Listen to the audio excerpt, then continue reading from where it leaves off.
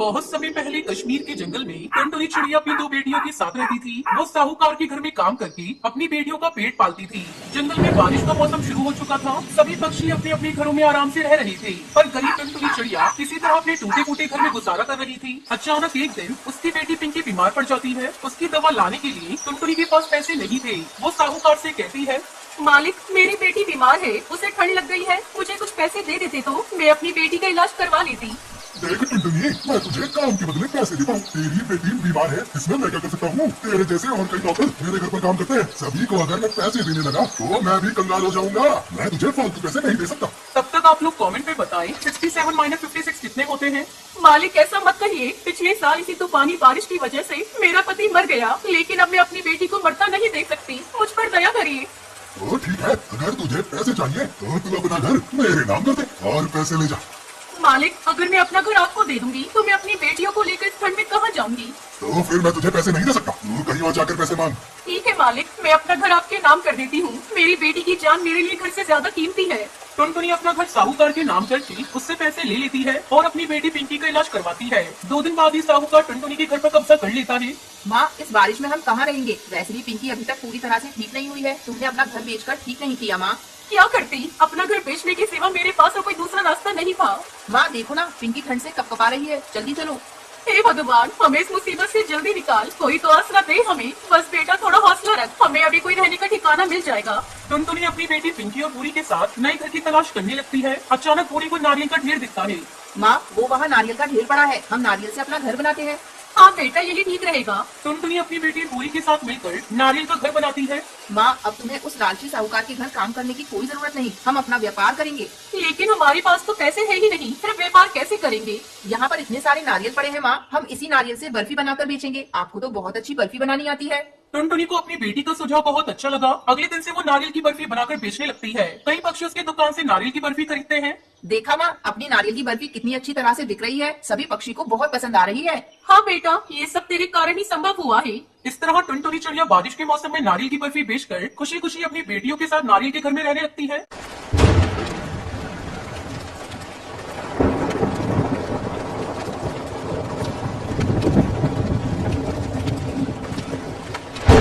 ये कहानी सुंदरवन की एक जंगल की है। उस जंगल में टुनटुनी चिड़िया एक पेड़ पर अपना घोंसला बनाकर रहा करती थी। उसके पास वाले पेड़ पर कड़कनाथ कौवा अपने परिवार के साथ रहा करता था। उसका एक बेटा था कालू कौवा। वो बहुत ही आलसी था। कुछ दिन पहले ही टुनटुनी चिड़िया ने एक अंडा दिया था और आज उस अंडे में से एक नन्ही चिड़िया बाहर आती है। आज मेरा माँ बनने का सपना पूरा हो गया। मेरी बेटी कितनी मासूम है, मैं इसे कभी भी कोई परेशानी नहीं होने दूंगी। इसी तरह कुछ दिन गुजर जाते हैं। एक दिन टुनटुनी चिड़िया भोजन की तलाश में जा रही थी। तभी कालू कौवा उसके घोंसले के पास आता है। अरे कालू भैया, अच्छा हुआ जो तुम आ गए। मैं अभी आपके पास ही आने वाली थी। क्यों, क्या हुआ? कालू भैया, मैं भोजन की तलाश में जा रही हूँ। आप मेरी बच्ची का ख्याल रखिएगा, मैं अभी आ जाऊंगी। ठीक है बहन, तुम जाओ, मैं तुम्हारी बच्ची का ख्याल रखूंगा, लेकिन आते समय मेरे लिए भी भोजन लेती आना। हाँ हाँ कालू भैया, आप चिंता मत करिए, मैं जरूर लेती आऊंगी आपका भी भोजन। इतना कहकर टुनटुनी चिड़िया भोजन की तलाश में चली जाती है। कालू कौवा चिड़िया की बेटी की देखभाल करने लगता है। थोड़ी देर बाद जब टुनटुनी भोजन लेकर आती है, कालू भैया, आपको बहुत बहुत धन्यवाद जो आपने मेरी बच्ची की देखभाल की। ये लीजिए, मैं आपके लिए भी भोजन लेकर आई हूँ। ठीक है टुनटुनी चिड़िया, अब तुम अपनी बच्ची का ख्याल रखो, मैं अपने घर जा रहा हूँ। इस तरह टुनटुनी चिड़िया रोज भोजन लेकर आती और कालू बैठा बैठा ही खाता है। धीरे धीरे कई महीने गुजर जाते हैं और बारिश का मौसम शुरू हो जाता है। तब एक दिन टुनटुनी चिड़िया कहती है, मैं इस बारिश से अपनी बेटी को कैसे बचाऊं? मेरी बेटी इस बारिश में भीग रही है। मैं कालू के पास जाकर मदद मांगती हूँ, शायद कालू मेरी मदद करे। टुनटुनी चिड़िया कालू के पास जाती है। भैया, इस बारिश में मेरा घोंसला पूरा भीग गया है। अब मेरा घोंसला पता नहीं कब टूट जाए। क्या बारिश रुकने तक आप मुझे अपने घोंसले में रहने दे सकते हैं? मैं अपनी बेटी को अपने साथ लेकर आई हूँ। टुनटुनी चिड़िया, मैं तुम्हें साफ साफ बता देना चाहता हूँ, मेरे घोंसले में इतनी जगह नहीं है मैं तुम दोनों माँ बेटी को रख सकूँ। तुम कोई दूसरा आशिया न देखो। टुनटुनी चिड़िया मन मटोस कर वहाँ से चली जाती है। धीरे धीरे बारिश तेज हो रही थी। अचानक टुनटुनी चिड़िया को एक पेड़ में बड़ा सा सुराग दिखाई देता है। टुनटुनी चिड़िया अपनी बेटी को लेकर उस सुराग में छुप जाती है। सुबह हो जाती है, लेकिन बारिश नहीं थमती। टुनटुनी चिड़िया अपने घोंसले की मरम्मत करने लगती है। अब टुनटुनी चिड़िया का घर बारिश में भीगने से बच जाता है। इस बार टुनटुनी चिड़िया अपने घोंसले को छाते से ढक देती है। कालू कौवा टुनटुनी के घोंसले को देखकर कहता है, अरे ये टुनटुनी चिड़िया तो बहुत ही चालाक निकली, इसने तो अपने घोंसले को छाते से ढक लिया है। मैं मौका देखकर इसका छाता चुरा लूंगा और अपने घोंसले में लगा दूंगा। एक दिन जब टुनटुनी चिड़िया अपनी बेटी के साथ भोजन की तलाश में गई थी, तब कालू कौवा टुनटुनी चिड़िया के छाते को चुरा लेता है। और उसे अपने घोंसले में लगाने लगता है। तभी भूला चील वहाँ आ जाता है और वो कालू से छाता छीन लेता है। कालू कौवे, तुमने बहुत गलत किया। तुमने टुनटुनी चिड़िया का छाता चुरा लिया। अभी जाओ जाकर ये छाता टुनटुनी चिड़िया के घोंसले में लगाओ। अगर तुमने ऐसा नहीं किया तो मैं तुम्हें मार डालूंगा। भुल्ला चील के डर से कालू कौवा छाता ले जाकर टुनटुनी चिड़िया के घोंसले में लगा देता है। फिर उस जंगल के सारे पक्षी और टुनटुनी चिड़िया अपनी बच्ची के साथ खुशी खुशी रहने लगती है। ढोलकपुर नामक एक गांव में कालू नाम का एक कौवा रहता था। कालू बहुत ही खुशमिजाज किस्म का कौवा था। कालू कौवा बाकी पक्षियों की तरह ही था, मगर उसकी लंबाई बहुत कम थी। वो बौना था। कई बार पक्षी कालू कौवे की कद की वजह से उसका मजाक उड़ा दिया करते थे, मगर कालू कौवा उन लोगों की बातों पर ध्यान नहीं देता था।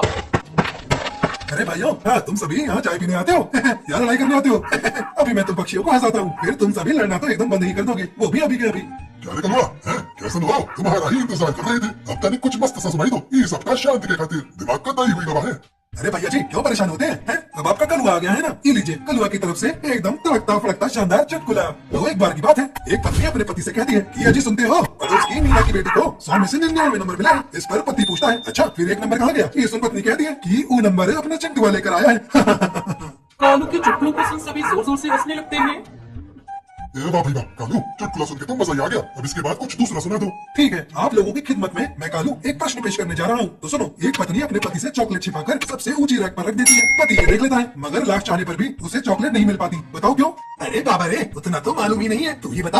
अरे भैया जी, उसके पति की इतनी लंबाई ही नहीं थी कि वो वहाँ तक पहुँच पाता मतलब वो तेरी तरह बुरा था ये सुनकर कालू को वो बहुत दुखी हो जाता है। सभी उसका मजाक उड़ाने लगते हैं और जोर जोर से हंसने लगते हैं। अच्छा ठीक है, अब हम चलते हैं। क्या रे कालू, तू भी ना जैसा खुद है वैसा रोशनी करता है कालू कौवा उदास होकर अपने घर आ जाता है। मैं हमेशा गांव वालों के मजाक को मजाक में ही लेता हूँ, मगर ये सभी हर वक्त मेरे कद का मजाक बना देते हैं। खैर छोड़ो, इन सब बातों पर ध्यान देने से अच्छा है मैं कोई और काम कर लेता हूँ। कालू कौवा चाहे कितना भी गांव वालों के साथ घुल मिलकर रहता, मगर सभी एक मौका नहीं छोड़ते थे उसके कद का मजाक उड़ाने में। गांव वालों के ऐसे व्यवहार के कारण अब कालू कौवा उनसे कटा कटा रहने लगा। इन लोगों के साथ अच्छा रहकर कोई फायदा नहीं है, अब मैं इनको सबक सिखा कर रहूंगा। फिर कालू कौवा सभी पक्षियों के घर चोरी करने की सोचता है। आधी रात में मुंह पर काला कपड़ा बांधकर कालू कौवा चोरी करने निकलता है। जब सभी गांव वाले मेरा मजाक उड़ाने से पहले नहीं सोचते, तो मैं क्या उनके घर पर चोरी करने से पहले सोचूं? शांति से जाता हूँ और चोरी करके आता हूँ। कालू कौवा चुपके से एक घर में घुस जाता है। सभी सो रहे थे। कालू कौवा धीरे धीरे सामान चुराता है और अपने झोली में रखता है और वहाँ से भाग जाता है। अगली सुबह गांव में हल्ला हो गया कि गांव में चोर घुस आया है। अब मुझे खुशी मिल रही है, अब ये भी परेशान हो रहे हैं। अब तक तो ये सिर्फ मुझे ही परेशान करते थे, अब मैंने भी इनको सबक सिखा दिया। एक दिन कालू कौवा चोरी किया सारा सामान लेकर अपने घर जा ही रहा होता है कि तभी उसे टुनटुनी चिड़िया देख लेती है और वो कालू कोई का पीछा करने लगती है। कालू कौवा हड़बड़ाहट में दरवाजा जल्दी से बंद कर देता है। अगली सुबह भी टुनटुनी चिड़िया कालू को सुबह सुबह सामान लेकर हड़बड़ी में आती देखती है। ऐसा कई दिनों तक होता है, तब जाकर टुनटुनी चिड़िया को कालू पर शक होना शुरू हुआ। ये हर रोज कुछ सामान लेकर हड़बड़ी में आता है और हर रोज गांव में भी चोरी हो रही है। कुछ न कुछ तो गड़बड़ जरूर है।